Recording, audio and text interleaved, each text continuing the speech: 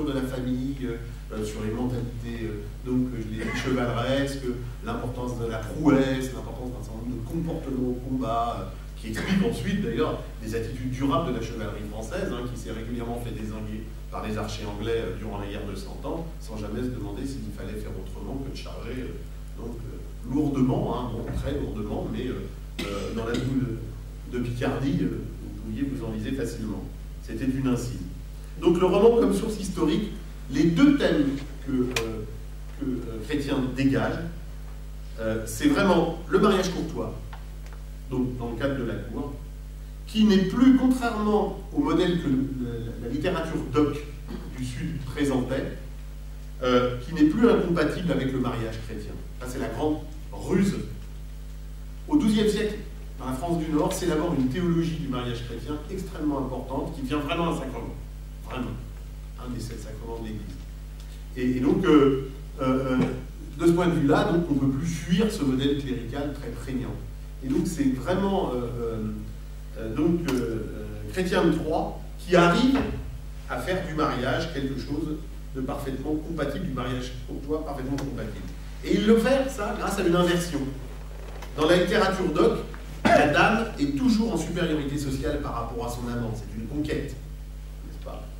Alors que lui, il fait quelque chose qui ne correspond pas à la réalité sociale, hein, une inversion de la réalité sociale, qui fait qu'on est bien dans le roman ou dans le merveilleux, les deux. C'est que Énide, la jeune fille, dans le premier roman, Érec et Énide, est pauvre, tandis que Érec est fils de roi. Toute l'histoire de l'aristocratie du Moyen-Âge, au sud comme au nord, c'est au contraire l'histoire de l'ascension sociale des hommes par des mariages, comme on dit, pergamicains. Et avec un peu de chance, si les épouses meurent, vous en mariez à chaque fois une de niveau supérieur, socialement. Alors je ne suis pas cynique, hein, mais c'est vraiment un fait connu. Hein. Le fait le plus connu, c'est Guillaume le Maréchal. Hein. Guillaume le Maréchal, 3 épouses, à chaque fois il a monté un cran. Et il termine le maréchal d'Angleterre, régent du royaume et tuteur du jeune roi Henri III, embêté par les méchants français à l'époque. Donc voilà, donc c'est bien une fiction littéraire, vous voyez, mais on peut quand même lire à travers ça l'inversion des structures sociales, qu'on connaît bien par ailleurs, et donc le roman témoigne. Puis le deuxième grand thème, hein, je finirai quasiment là-dessus, c'est l'invention du Graal, qui fait passer de l'amour courtois, même christianisé, à l'amour de Dieu. Puisque là, ce que cherche Perceval, évidemment, à travers la quête du Graal et du sang du Christ, l'objet même de son aventure, puisque tous les romans de chevalerie sont construits sur l'aventure, hein, on se met autour de la table ronde avec Arthur, hein, et ensuite on se donne des objectifs à la fois dans le comportement et dans les buts, hein, et là ça devient le Graal. Alors c'est très important à ce moment-là, c'est un des facteurs, non pas le seul, mais vraiment un des facteurs qui christianise définitivement une activité devenue fondamentale en Occident, le combat, et l'activité des classes dominantes. Ça n'allait pas de soi, hein. Si vous prenez le christianisme auprès de la lettre, hein, justifier qu'on trucide son adversaire, même au nom de la foi, etc., ça n'allait pas de soi. Et on voit un mouvement qui s'amorce et dans l'Église et dans la littérature laïque, et qui réalise ce processus. Alors dans l'Église, c'est Saint Bernard, hein, qui loue dans les Templiers la nouvelle milice du Christ, hein, dans les moines chevaliers, ce qui quand même aurait fait bondir plus d'un chrétien du 6e, du 7e siècle, hein, mais bon. Et d'autre part, on voit la même chose se réaliser au niveau laïque avec la découverte que la quête suprême d'un chevalier, c'est le Graal. Donc c'est vraiment une chevalerie spiritualisée. Hein. Et il faut penser à la croisade contemporaine, hein, bien sûr, hein, sans laquelle on ne peut pas comprendre ces mouvements-là. Et qui, elle aussi, est très ambiguë. La première croisade, 1095, prise de Jérusalem, 1099, ça se fait dans un bain de sang effroyable, hein, et dans une ambiance spirituelle intense, hein, intense. On tourne autour de la cité, etc. Et les témoignages ne sont pas seulement ceux des musulmans, hein, et éventuellement des byzantins, des chrétiens d'Orient, qui pour certains habitaient toujours là-bas. Hein. C'est aussi des témoignages qu'on lit dans la littérature occidentale.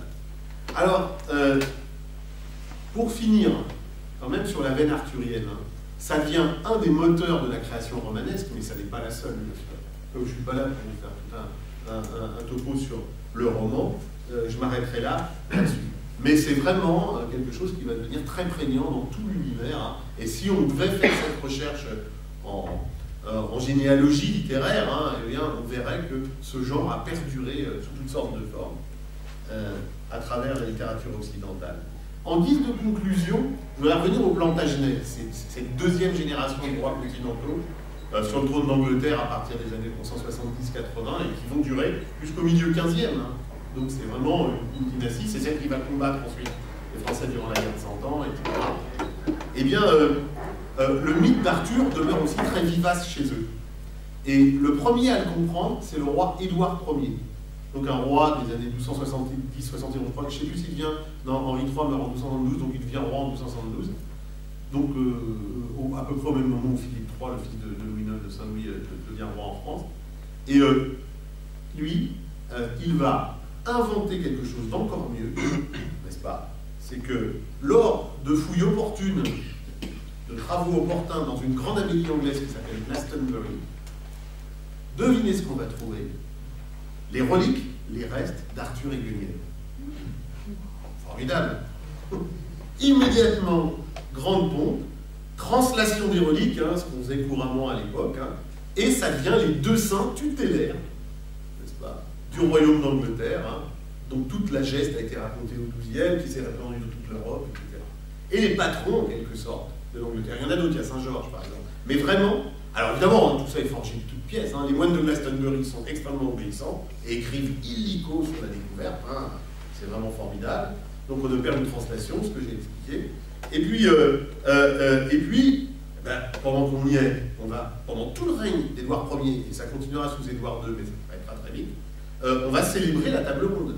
Et dans tous les grands châteaux, c'est une grande spécialité des Normands, des Plantagenets. Un des derniers restes, c'est la Tour de Londres. Hein. Sinon, il faut après aller dans l'Angleterre profonde pour voir les beaux châteaux défensifs, hein, hyper solides, qu'ont fait bâtir les Plantagenets et avant eux les Normands. Toujours est-il donc que la table ronde, eh bien, Édouard Ier en place dans tous ses châteaux. Et donc, très régulièrement, il fait réunir autour de lui l'élite de sa chevalerie. Et hop, on s'appelle. Alors, c'est des choses qu'on connaissait en Occident, par exemple la cour de Charlemagne, sur un mode plutôt littéraire. Hein.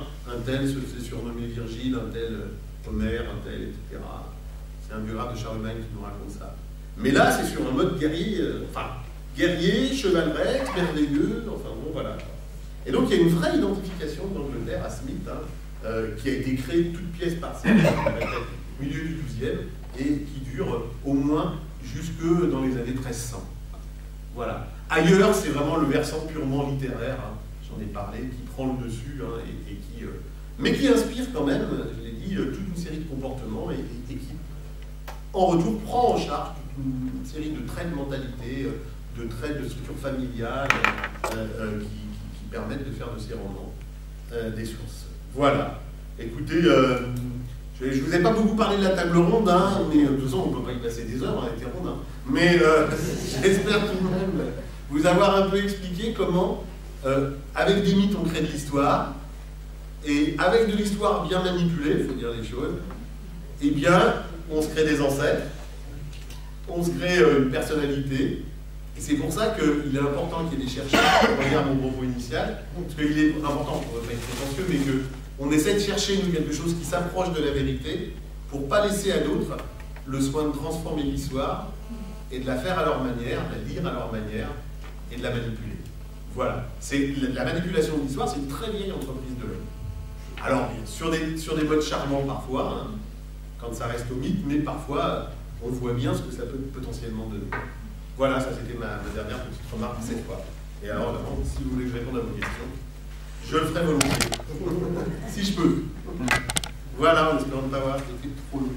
Ah.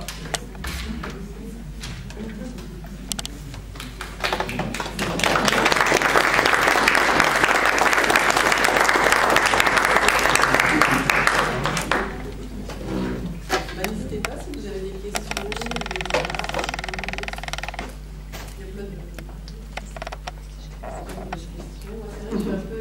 J'ai tout découvert ce soir. Oui, alors, je l'avais dit, je crois, dans le petit texte que tu avais bien applaudi, mais ça se termine avec le Graal et Excalibur, ouais. Ah oui, j'ai oublié Excalibur, l'épée, bien sûr. Hein. Bon, il y en a tellement. Hein. Voilà. Mais j'essaie de vous expliquer le fonctionnement. Et je ne suis pas rentré dans tous les détails.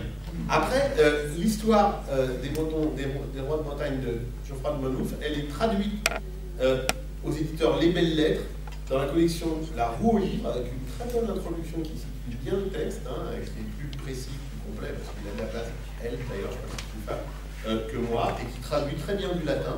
Donc c'est un petit livre qui ne coûte pas très cher, et là vous verrez, c'est incroyable, entre guillemets, baratin que Geoffroy a fabriqué dans les années 1830-40, hein, au service des rois d'Angleterre, plus exactement d'un bâtard, entre guillemets, d'Henri Ier, Beauclerc. Ah oui, parce que pour montrer qu'ils étaient cultivés, ces gens, le surnom d'Henri Ier, mort dans son naufrage, là, il s'appelait Henri Ier Beauclerc. Alors, il n'était pas clair, hein, en Angleterre, mais ça veut dire qu'il avait une culture qui en faisait quelqu'un de proche du clergé de ce point de vue-là. Voilà. Les rois plantagenets étaient plutôt cultivés. Henri II Plantagenet était un type qui lisait le latin, tout ça, ce qui était très peu fréquent chez les laïcs, même des rois, à cette époque.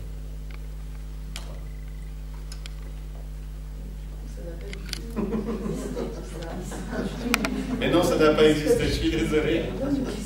Mais...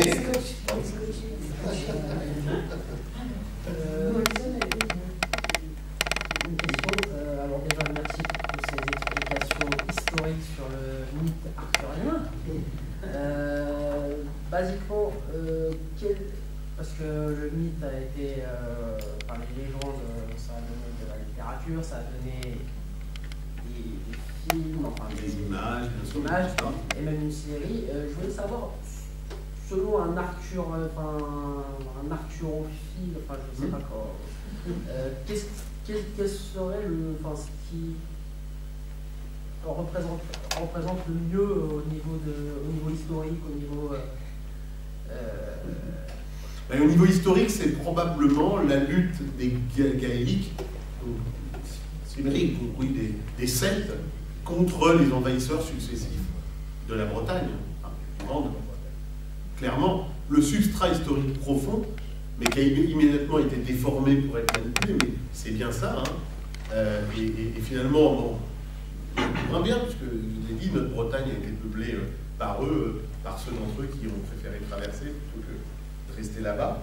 Mais voilà, je crois que là, il y a un vrai fondement indéniable. Tiens, j'ai oublié de dire une chose à propos d'Édouard Ier qui trouve les reliques opportunément d'Arthur et Guenièvre et qui invente le tombeau du roi Arthur et de sa femme. Par ailleurs, ironie de l'histoire, hein, il est le premier à avoir vraiment attaqué massivement le pays de Galles pour l'incorporer au royaume d'Angleterre. C'est à son époque que son fils devient prince de Galles. C'est-à-dire que l'héritier du trône anglais, en attendant, devient l'héritier de Galles. Alors je vous passe les détails, hein, mais il mène des campagnes extrêmement efficaces. Hein. Il a des ingénieurs très très forts pour construire des outils de siège, etc. Bon, voilà, ça répond pas tout à fait à une question, plutôt je le développe, mais c'est vraiment le substrat gaélique hein, qui reste, hein, puisque les Gallois, le Gallois existe toujours. Hein. Enfin, dire, moi je ne connais pas, je ne sais pas si on le parle, hein. Je pense que oui. Hein. Je crois que c'est resté une langue. On y joue au rugby, c'est clair. Hein. Et puis enfin, n'oubliez jamais que même dans le nord de l'Angleterre, les gaéliques sont restés, hein, les Pictes, etc. Et que je ne sais pas si, jusqu'à quel point, je ne connais pas le nationalisme écossais, mais j'ai participé à un colloque scientifique lourd sur les frontières assez récemment, et j'ai un collègue qui était là, il venait de faire une communication à un colloque où il y avait des Écossais, et tous les ans il y a des Écossais qui viennent sur la frontière avec l'Angleterre, et en kilt, hein, évidemment, et qui viennent rappeler que ici, c'est chez eux. Et qu'est-ce que va donner le référendum prévu? J'en sais rien. Ouais, alors, et quel lien avec tout ça? J'en sais rien non plus. Parce qu'il faudrait regarder ce qu'ils racontent dans la propagande nationaliste, mais il est bien rare qu'il n'y ait pas dans ces éveils culturels de peuple et de nationalité, enfin, pas comment on peut les appeler, un substrat culturel profond. Si on n'arrive pas à s'accrocher à ça, à mon avis, ça ne marche pas. Moi, je l'ai été frappé en Catalogne, là, récemment. Les Catalans vont faire la même chose, je ne sais pas ce que ça va donner. Eh bien, l'Église catalane, associée au gouvernement de la Generalitat, a tout simplement transformé les comtes de Catalogne, installés par Charlemagne, en fondateur de l'État de Catalogne. Voilà, on va se gêner. Ça n'a aucun fondement historique. Ils venaient des comtés, bien sûr, des principautés. Bien sûr qu'ils se défendaient contre les musulmans de l'autre côté. Voilà, hein, plutôt les musulmans, oui, puisque c'était plus des berbères que des arabes. Mais toujours est-il, voilà. Et donc, bon, en manipulant un peu, on peut arriver à faire de l'abbaye de Vic, le fondement du nationalisme catalan. Quand on veut, on peut. Hein. Alors, vous voyez bien, ce que je pense du nationalisme, pas beaucoup de bien, mais. Enfin, d'un certain nationalisme, pardon. Mais en tous les cas, voilà. Mais à mon avis, c'est ça. Et là, il y a un fondement historique quand même. Hein. Il y a bien eu une résistance gaélique et celle à ces invasions successives. Et Robin des Bois, basiquement. Ah, c'est autre chose. Robin, c'est le gentil qui se bat contre le méchant Jean Santerre, John Lackland. Alors Jean Santerre, c'est le fils d'Henri II, le dernier. Donc c'est pour ça qu'il n'a rien, il a tout fait aux autres. Et alors, il avait un fils aîné, hein, Henri, qui est mort assez tôt, et donc c'est Richard Cœur de Lion qui est devenu le maître de l'Angleterre, le roi. Et puis donc son petit frère, hein, John Lackland, vous regardez les dessins animés, c'est méchant, quoi. Parce qu'en fait, ça c'est un des grands malheurs des Plantagenets au XIXe siècle, c'est qu'ils ne cessent de passer des alliances avec le roi de France contre leur frère aîné pour que le frère aîné leur donne un plus gros morceau. Ça, c'est une famille qui n'a pas su s'entendre, c'est assez étonnant. Des Henri de Plantagenet, hein, qui a quand même combattu ses deux. Et alors, Richard Cœur de Lion s'alliait Philippe Auguste contre son propre père Henri II. Puis ensuite, devenu roi d'Angleterre, c'est Jean Santerre qui s'alliait. Voilà. Et alors, le mythe de Robin de Locksley, c'est aussi un mythe, hein, comme Guillaume Tell, d'ailleurs, on pense maintenant qu'il n'a pas existé. Hein. Malheureusement, je suis désolé. Pardonnez-moi la faire ça. Mais c'est le mythe de la Confédération helvétique, de sa fondation. On l'a fondée plus. Enfin, elle a été fondée avant que le mythe ne soit mis en place et ne se développe, mais il a été mis au point et structuré. Et tout ça pour revenir à Robin. Bon, ben voilà, Jean était un affreux au niveau fiscal. Pourquoi? Parce que les rois d'Angleterre étaient très puissants, beaucoup plus que les rois de France, sur leurs vassaux, notamment sur la noblesse. Et donc, exigeaient des quantités d'argent invraisemblables, notamment pour l'argent continental. Alors, plus tard, l'histoire anglaise, l'historiographie, comme on dit, a dit mais c'était stupide, on s'est réunis en France. Et ça, c'est bien après. Mais pour un Jean Santerre, un Richard Cœur de Lion, il n'y a pas de France et il n'y a pas d'Angleterre. Il y a des territoires de part et d'autre de la Manche, et tout ça fait partie de l'héritage de la famille qu'il est hors de question de perdre. On ne peut pas s'expliquer la ténacité avec laquelle les Anglais ont mené la guerre de 100 ans, qui en a duré 130 en réalité, hein, avec beaucoup d'arrêts, sans comprendre ça. C'est que les affrontements vraiment nationalistes ne viennent que très tard durant la guerre de 100 ans. Ils finissent hein, par se concrétiser parce que la meilleure façon d'haïr l'autre, c'est de faire la guerre quand même. Mais bon, c'est tardif. Hein. Et donc voilà, Jean Santerre rackettait vraiment sa noblesse en fait. Hein. Et Robin, c'est le type même du noble, le mythe encore, mais révolté, hein, et qui se planque dans les grandes forêts anglaises, qui étaient effectivement très vastes. L'Angleterre, c'est très peu peuplé. Vraiment, c'est 3 millions d'habitants peut-être. Hein. Et donc, pour échapper au fisc, et puis aussi pour combattre le tyran. Parce que là-dessus vient se greffer un motif, qui est un motif postérieur des Anglais, c'est que les barons anglais ont fini par se révolter et par obtenir la Grande Charte, ce qu'on appelle, pour combattre la tyrannie du roi anglais. Et donc, c'est pour ça que les Anglais ont dit après, on est les inventeurs de la démocratie. Alors que la Grande Charte, c'est le texte des classes dirigeantes anglaises, moins le roi, qui dit arrêtez un peu les impôts. Quoi. Dans tous les cas, ça ressemble à quelque chose.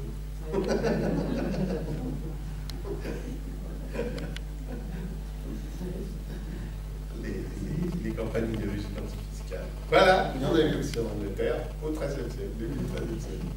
Et Robin de Locksley représente ça. Donc c'est peut-être pas un héros aussi agréable que ça, j'en sais rien. Voilà. C'est ça, une autre fois. Pour une autre fois, exactement. Ah, je vois que j'ai pas vu, alors 2 minutes.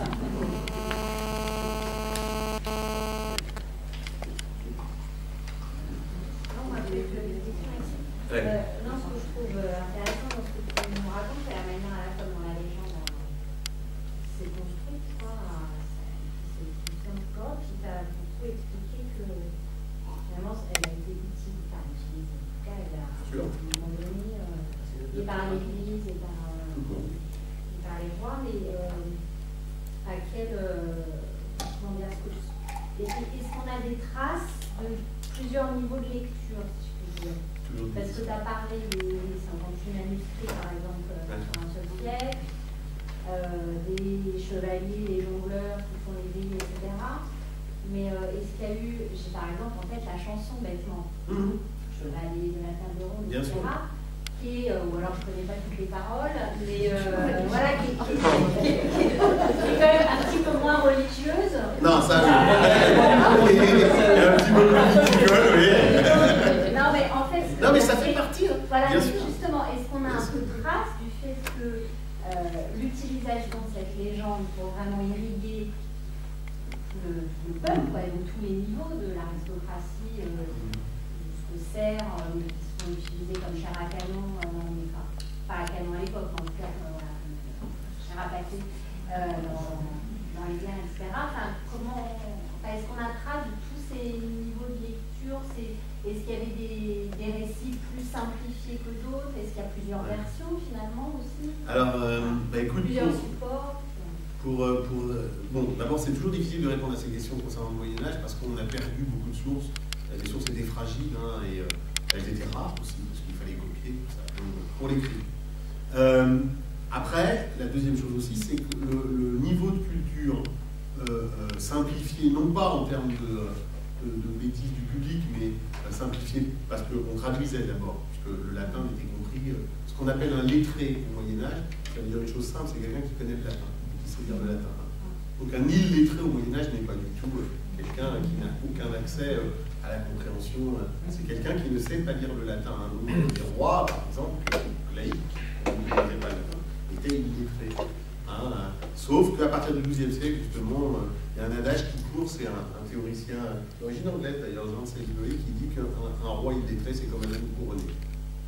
Alors, aussi, on a eu la démonstration il y a pas si longtemps. Donc, tout ça pour dire que donc il y a différents niveaux comme ça de lecture, mais on n'a pas toujours les documents, et notamment les documents qui correspondent à ce qu'on peut estimer être une culture populaire, ça manque beaucoup. Alors, on a deux moyens de conjecturer un peu comment ce type de message, effectivement, était diffusé au plus grand nombre, à l'époque, en tous les cas, de l'invention de la légende d'Arthur. D'abord les chansons, c'est clair. Alors, on en a perdu pas mal, mais pas toujours. Pour l'Angleterre, notamment, on a beaucoup de chansons autour des combats politico-religieux. Alors, moi, je connais plus ceux du XIIIe. Là, je vous ai fait un cours qui est un peu un cours ex-professo, que je suis allé chercher dans les livres, que je fais à mes étudiants, pardonnez-moi, un cours en conférence, on va dire comme ça. Mais tout ça pour dire que pour le XIIe, je ne saurais pas dire. Dans tous les cas, au XIIIe, on a énormément de chansons. En Italie, on a beaucoup ça. On sait que c'était un genre extrêmement pratiqué, c'est-à-dire la chanson politique, la satire politique, utilisant toutes sortes d'ingrédients. C'est aussi le cas en Languedoc. Une bonne part des performances des troubadours sont ce qu'on appelle des sirventes, donc des chansons politiques. Alors, je n'ai pas d'exemple pour le problème précis, mais donc il n'y a pas de raison que ça n'ait pas existé, surtout dans la situation Plantagenet, qui était largement irriguée par la culture d'origine aquitaine à cause d'Aliénor et de ses fils. Donc ça, c'est un premier point. Puis il y a un deuxième véhicule, c'est pour ça que moi, quand je suis devenu médiéviste, je me suis intéressé à ça, ce sont les sermons. C'est-à-dire que dans la prédication, on utilise ces matériaux-là, sous toutes sortes de manières, comme repoussoir, comme au contraire, exemple, quand on a un public où il y a une partie qui est combattante. Donc on a dans la prédication, c'est pas le gros, c'est-à-dire que les thèmes sont plutôt des thèmes spirituels classiques, je dirais, mais il y a une utilisation régulière. Alors moi je connais quelques exemples pour le XIIIe plutôt, notamment des sites de Guillaume d'Orange, donc plutôt des sites du sud de la France, origine carolingienne et répétée. Je ne connais pas d'exemple précis, mais je sais que pour l'Angleterre, ça se faisait beaucoup. Donc une bonne part de ce que les Anglais du commun savaient, donc.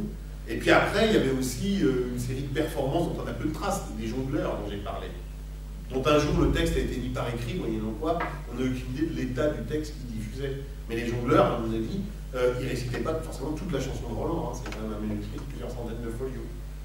Donc il devait y avoir des séquences, il devait faire la tournée des châteaux, et séquencer, on sait très bien comment le faisaient les aèdes grecs du temps d'Homère. Vous savez qu'Homère est probablement un personnage fictif qu'on a inventé pour donner un nom à ce travail collectif d'élaboration orale d'abord d'une œuvre qui est devenue ensuite le manuel de toute la Grèce, hein, à la fois d'écriture et de langue. Voilà, donc c'est un peu vague hein, ce que je te réponds, mais bien sûr, et c'est la chose la plus difficile pour moi à saisir. Qu'est-ce que ça pouvait en gros, les sources médiévales donnent d'abord accès à, du point de vue laïque, la culture aristocratique, c'est clair. Les bâtiments, c'est difficile d'arriver, sauf dans la culture matérielle. Quand tu fais de la fouille archéologique, là, tu peux trouver des choses. Et puis, du point de vue clérical, donc là, c'est un peu différent, parce qu'un certain nombre des clercs pouvaient être d'origine modeste.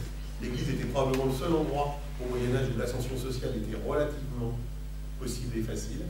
Mais pour autant, la mentalité, en tous les cas en termes de culture qui s'y développait, n'était pas une mentalité populaire. Il y avait un vrai souci, une vraie attention au peuple pour pouvoir précisément prêcher, etc. Et depuis toujours, le christianisme se demande s'il est possible de prêcher de la même façon à tout le monde, et il répond non, évidemment. Il faut s'adapter à son auditoire, ça fait vraiment partie de ces thèmes fondamentaux, mais c'est toujours difficile à saisir. Par exemple, moi, je connais bien les sermons du XIIe et du XIIIe.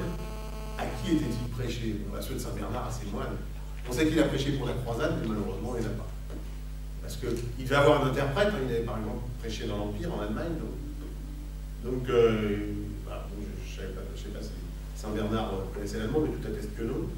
Donc il fallait un type pour traduire, enfin voilà, tout ça on n'a pas. Probablement parce que l'opération était lourde. Voilà. Donc ça pose de très rudes problèmes d'accès à cause des sources. Voilà. Mais il y a quelques pays privilégiés où on a vraiment bien tous les matériaux sur d'autres thèmes, hein, mais je pense à l'Italie, où vraiment, là, à cause des villes italiennes qui prégnantes dans le nord-exemple de l'Italie, qui, elles, développent vraiment une propagande des villes autour de thèmes aussi. Elles s'inventent des histoires exactement de la même façon. Les unes descendent d'Énée, et les autres, Florence, par exemple, aussi des Troyens. Enfin, bon, voilà, toute une série d'œuvres, alors plutôt d'œuvres classiques hein, pour les Italiens, puisqu'ils savent bien qu'ils descendent des Romains, etc. Et donc on s'invente une généalogie fabuleuse et on les diffuse à travers des chroniques, à travers des sermons. Et donc tout Florentin du XIVe était absolument persuadé, pour avoir entendu les prédicateurs mendiants à Sainte-Marie-Nouvelle, qu'il venait d'Énée, hein, qu'il était fort. Avec Florence, même si de temps en temps ça se passait mal, allait battre son ennemi héréditaire, Sienne. Voilà. Et à Montaperti, ça s'est passé autrement. Voilà, je ne peux pas t'en dire plus hein, sur cette question. Et s'il vous plaît, que sont devenus les reliques Ah, c'est une bonne question. Alors, mais vraiment, c'est une bonne question. Je n'en sais rien, à vrai dire. Parce que le problème des reliques, c'est que donc elles ont été mises forcément dans des chasses. Donc après, une fois que les chasses sont fermées, en dehors des prêtres, personne ne peut y accéder. Hein. Voilà, on peut à la rigueur les contempler. Donc je n'en sais rien. Je crois que l'abbaye de Glastonbury n'existe plus. Hein, je crois. Hein. Il y a certaines abbayes anglaises qui existent encore. Je pense à la grande abbaye de St. Albans, qui est au nord, 50-60 km de Londres, hein, qui est vraiment une abbaye très célèbre du Moyen-Âge. Mais je crois que Glastonbury n'existe plus, malheureusement. Je ne peux pas le jurer. Et donc il faudrait aller sur place, en fait. Hein. Pardon? Ah oui, bien sûr. C'est parce que les reliques, c'est quand quelqu'un meurt et qu'il est réputé saint, comme pendant longtemps la réputation de sainteté, elle se fait localement. C'est-à-dire que c'est le clergé local et le peuple qui décide qu'un type est saint, et soi-disant, nous disent les vies, va réclamer à l'évêque de porter sur les autels, hein, en termes de culte, tel ou tel, saint ou sainte. Donc très bien. Je dis ça parce que le processus sera pris en main par la papauté au tournant des 12e, 13e, qui va fonder ce à quoi, si vous êtes intéressé à ça, vous avez assisté durant le week-end, c'est-à-dire le procès de canonisation, au sens exact. Ce qui se termine, c'est vraiment un procès en bonne et due forme, avec témoins, enquêtes, etc., qui se termine par la déclaration officielle, par le tribunal de l'Église, que, bon. Et donc, ces reliques, au départ, je répète qu'il n'y avait pas de processus officiel de canonisation, ou c'était un processus local. Donc, évidemment, les gens avaient la réputation, à partir du moment où l'évêque avait dit oui, on mettait ces reliques, et donc, dans ce qu'on appelle des chasses, et on les exposait sur les autels, etc. On organisait des pèlerinages, enfin, c'était aussi une source non négligeable de revenus pour les églises. Hein. Les pèlerins venaient de loin, hein, pensez à Compostelle, à Rome, bien sûr. Hein. Les Romains sont très tôt organisés pour accueillir la foule des pèlerins, pas seulement par piété, si vous me permettez. Hein. Parce que un pèlerin, ça laisse de l'argent sur place. Hein. C'est aussi un touriste. Donc, ça, c'est pour les reliques en général. Et alors, de temps en temps, cas de Guenièvre et Arthur, on trouve des reliques. Alors on appelle ça l'invention des reliques, au sens latin du mot invenire. Un des sens, c'est trouver. C'est pas seulement inventer, hein, c'est trouver. Voilà. Par chance, on a creusé là, hop, des reliques. Donc, voilà. Et à ce moment-là, comme elles étaient dans un état, X ou Y, peut-être dans une boîte, mais en tous les cas, elles n'étaient pas mises en valeur. Et que des reliques, c'est très important. Toute église a son maître-autel contenant des reliques. Les reliques, puisque ce sont des saints, donc des êtres comme vous et moi, mais exceptionnels quand même, on dirait qu'ils sont en prise directe avec l'Éternel, si vous me permettez. Donc, ils assurent cette médiation, hein, c'est vraiment comme ça que l'Église pense des reliques. Alors, le résultat, c'est qu'à ce moment-là, plutôt que de les laisser n'importe où, là, on opère une translation, c'est-à-dire qu'on les change de lieu. On les translate et on les met dans une belle chasse, un nouvel hôtel, enfin bon, et puis on favorise évidemment le pèlerinage, on les répand partout. De temps en temps, on les sort aussi. On sortait beaucoup les reliques. Sur la tapisserie de Bayeux, vous voyez le serment d'Harold, quand il vient d'Angleterre, prêter serment à Guillaume le Conquérant, et c'est la justification ensuite de l'expédition de Guillaume, c'est qu'Harold a trahi son serment. Eh bien, Harold prête serment sur les reliques posées sur un autel. Et on nous raconte dans les chroniques que Guillaume, à chaque fois qu'il a un événement politique important, fait venir des reliques de toute la Normandie, tout ce qu'il y a de plus précieux. Par exemple, le 500 de Fécamp, sang du Christ. On y croit ou pas, mais en tous les cas, que Fécamp prétend toujours posséder à la connaissance de la Trinité de Fécamp, etc., etc. Voilà. Donc, il y a des termes techniques comme ça, parce que ça donne lieu à chaque fois à des récits, à des opérations juridiques, hein, clairement distinctes, mais en gros, autour d'un même culte, on peut soit trouver Eureka, soit on a déjà, mais on opère la translation des reliques quand on pense que le culte rendu à telle personne n'est pas suffisant. Voilà. Oui, c'est que ça. Le problème, c'est que ça tient une place considérable dans le monde médiéval. Et non. Non, mais ça tient une place considérable dans le monde médiéval.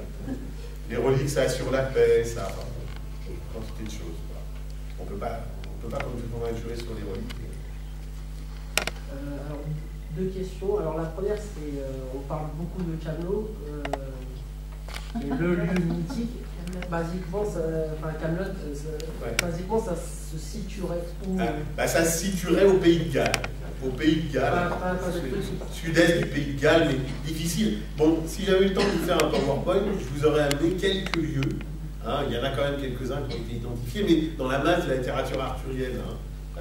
Mais bon, voilà, j'ai pas eu le temps de le faire, j'en suis absolument désolé. Mais voilà quoi. Après, il y en a certains quand même qu'on a pu localiser, qu'on pense avoir pu localiser. Hein, c'est-à-dire que même si l'ensemble de la légende est d'une invention, par contre, ça partait d'une connaissance du terrain de la part de ceux qui élaboraient ces livres. Question du Moyen-Âge. Connaît-on en partie la vie courante du commun des mortels? A-t-on un certain nombre d'informations concernant pour expliciter un peu tout ce cheminement là, à travers ces récits et sa transmission par geste ou par chanson? Je retourne un peu sur ce que j'ai dit tout à l'heure. Le problème, c'est que plus ça va, mieux on sait. Ça, c'est vrai. Hein. C'est-à-dire que la fin du Moyen-Âge est mieux connue, hein, et puis l'époque moderne a plus d'archives encore, et puis l'époque contemporaine a plus d'archives. Donc voilà, ce qui d'ailleurs ne rend pas toujours facile l'appréhension globale des phénomènes par les historiens, mais en tous les cas, pour le Moyen-Âge, c'est toujours le parent pauvre. Toujours le parent pauvre. Et par exemple, pour le haut Moyen-Âge, pour l'époque carolingienne, moi je trouve que ce qui a été le mieux pour imaginer comment vivait une famille de paysans carolingiens, c'est les fouilles archéologiques. On a fait des fouilles magnifiques dans le Val d'Oise, par exemple. Il y a un catalogue qui est paru, qui s'appelle Un village au temps de Charlemagne, c'est le musée archéologique de Saint-Vitz, qui est un trop paumé du Val d'Oise. Mais comme j'ai longtemps vécu dans le Val d'Oise, avant de venir à Bagneux, les deux amours, le Val d'Oise et Bagneux. Donc, eh bien, là, vous avez vraiment des fouilles qui ont été effectuées, et on peut repérer, alors des choses très concrètes en plus, la taille des maisons, donc en déduire forcément la taille des habitants, enfin vous voyez, si on compare à ce qu'ils mangent, enfin voilà. Là on approche la vie matérielle en tous les cas. Mais dès que vous rentrez dans l'univers de la culture, ça devient déjà plus compliqué. Et alors dès que vous rentrez dans les rapports de force politiques et les rapports des puissants, et alors même quand on vous parle d'eux, c'est toujours les puissants qui parlent d'eux. L'Église a tout. Voilà, donc c'est difficile de savoir, de savoir quel filtre éventuel. Mais il n'y a aucune raison de croire que les récits sont complètement, les récits ou les témoignages sont complètement sincères. En même temps, il ne faut pas être hyper critique, comme on dit, hein, on fait avec ce qu'on a, mais c'est vrai que c'est vraiment... on a des choses, hein, la littérature amène, hein, par exemple, pour la vie des paysans en France, au XIIe, XIIIe, le roman de Renard, tous ces textes sont extrêmement précieux, hein, l'usage de la littérature, même à titre de connaissance du monde économique, enfin, la vie économique de... Mais c'est vrai que le petit peuple, on le voit surgir peu à peu sur la scène de l'histoire, peu à peu et assez mal, quoi. Et souvent, par exemple, quand on a un peu la fibre comme ça, politique, sensible à ce monde, on essaye, on transforme un peu vite parfois des épisodes où on a des révoltes, hein, mais il faut bien regarder qui se révolte contre qui, parce que le monde féodal, c'est-à-dire le monde des puissants, passait son temps à se foutre des trembles, quoi, hein, pour ensuite se réconcilier, donc il faut faire attention, c'est pas toujours le monde des petits, mais des fois on a quand même des traces. Hein. Parce qu'il y avait des foires, des choses comme ça. Oui, mais les foires, c'est des commerçants, donc c'est bien, c'est les gens du quotidien, c'est vrai. Mais, et puis c'est souvent des gros commerçants, les foires de Champagne par exemple, si elles inventent la lettre de change, c'est pour éviter de transporter des tonnes d'argent liquide d'un lieu à l'autre. Donc les types qui transportent ces quantités d'argent, c'est pas des marchands à la petite semaine, quoi. Et très vite, on voit arriver des banquiers italiens, grands marchands anglais aussi, voilà, quoi, hein, qui d'ailleurs s'installent pour ça, et qui vont devenir les banquiers des rois. Je dis pas que c'est impossible, hein. C'est plus par la littérature d'ailleurs, je dirais religieuse, qu'on peut arriver à saisir un petit peu à qui on a affaire, mais c'est pas si simple, quoi. C'est pas si simple. Et puis aussi un peu dans les monastères, les frères qu'on appelle convers, voilà, où là on a un recrutement populaire souvent. Voilà, c'est une sous-catégorie de moi. Quand les seigneurs levaient des armées, ils prenaient des paysans? Non, pas beaucoup. Un peu quand même, parce qu'il y avait des piétons. Mais la masse, l'élite des hommes d'armes sont toujours des gens montés à cheval. C'est pour ça que ça coûte si cher de combattre. C'est pour ça que c'est une supériorité sociale. C'est quelle catégorie de gens? C'est des nobles. Alors, de catégories variables, hein, depuis le très haut noble qui commande l'armée du roi, l'ost, hein, comme on dit, jusqu'à celui qui est son vassal, ou le vassal du vassal. En Angleterre, c'est très caractéristique, hein, ça marche très très bien, il y a une pyramide vassalique hyper bien fichue. Et donc, mais alors, les Anglais, cela dit, utilisent des gens du peuple. Ils ont compris très tôt, pour diversifier la stratégie, il fallait utiliser d'autres armes, et pour tirer à l'arc, ma foi, les Gallois ont été bienvenus. C'était vraiment une spécialité galloise, et après avoir pris les fraises galloises, ils se sont dit plutôt les embaucher. Et donc, c'est ce qu'ils ont fait, je parlais d'Édouard Ier, et ça a été terrible hein, contre la France. Hein. Dès le début, les chevaliers français se sont retrouvés face au longbow, hein, qui est devenu quasiment l'arme nationale, une arme galloise. Le longbow, c'est le grand arc, hein, très puissant, qui fait que ça traversait les armures, quoi. Voilà.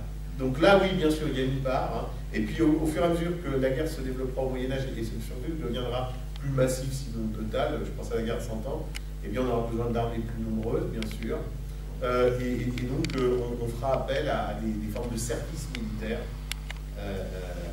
d'une certaine manière, en tous les cas, des armées de réserve qui soient prêtes au cas où, souvent des archers qui s'entraînent. Et enfin, dernière chose, pour l'armée, il existait théoriquement, aussi bien chez les anglo-saxons, par exemple, que chez les Francs, une levée de tous les hommes libres. Donc ça veut dire que tous les vilains, les esclaves, les serfs, etc., ça restait à la maison, mais une levée des hommes libres, mais pas forcément nobles, n'est-ce pas? Mais notamment la liberté, c'était la liberté de porter des armes et de combattre. Et qu'on devait rassembler, qui était susceptible de combattre. C'était même la marque, puisque un franc, ça veut dire un livre. Hein. Et sauf que très très vite, ça s'est avéré d'une assez faible efficacité militaire. Donc on a très vite converti cette levée de l'homme en armes en une taxe pour financer de vrais hommes d'armes, j'allais dire, plutôt que de les faire... voilà. Donc, non, vous savez bien, le service militaire, en bien ou en mal, c'est une invention de la Révolution française, hein, le peuple en armes. C'est pas par hasard. Il y a aussi un sens politique à ça. Faire combattre les... Il fallait qu'ils soient vraiment dans des positions très, très contrôlables. Hein. On ne sait jamais. Et puis alors après, s'il y avait des bandades, alors vous pouvez être sûr que ceux qui s'étaient débandés, c'était toujours eux. Même si au XIVe siècle, la chevalerie française souffre quand même, après les quelques déjeuners, si vous me permettez, qu'elle a prise à Crécy, à Poitiers, et puis à Azincourt, il y a quand même une réputation de loser des nobles français, vraiment, hein, qui commence à se répandre avec des textes hein, qui circulent, alors là, qui sont criés aussi.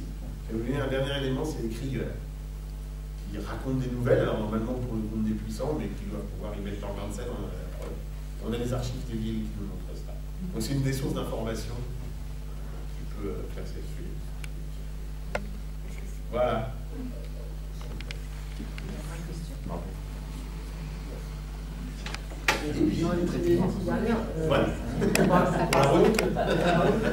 Vous parlez de Mordred, on a cette image populaire de Mordred, le fils incestueux de Morgane et d'Arthur. Comment passe-t-on du méchant amant de Guenièvre à l'image populaire qu'on a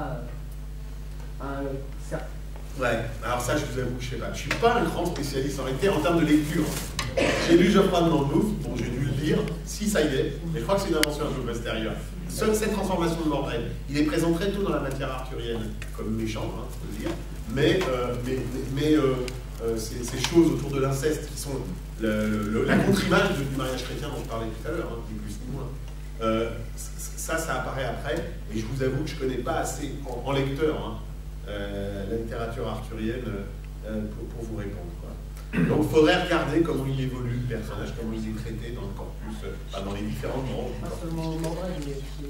Oui, tout. Et il y a toute une série de personnages, bien sûr, hein, qui évoluent, on voit bien, hein, qui sont utilisés, parce qu'il y a toujours une utilisation de la littérature à des fins sociales. Toujours. Surtout dans une époque où cette littérature, elle est aux mains d'un petit nombre. Donc quand elle décide de la diffuser, c'est toujours pour des effets sociaux, c'est pas purement pour des effets récréatifs. Et là, la lecture à soi silencieuse, c'est quelque chose de très tardif, à peine amorcé à la fin du Moyen Âge. Il y a un tableau très célèbre, je crois que c'est un tableau de Van Eyck, où il y a la femme Iseult. Et c'est un honneur, hein. On peut dire un SAS, hein, donc si vous voulez, c'est très vieux, quoi. Tout ça pour dire que ça, c'est vraiment très nouveau. Et la lecture silencieuse est un phénomène historiquement construit. La lecture, c'est une lecture à haute voix pour précisément tous ceux qui ne pouvaient pas lire.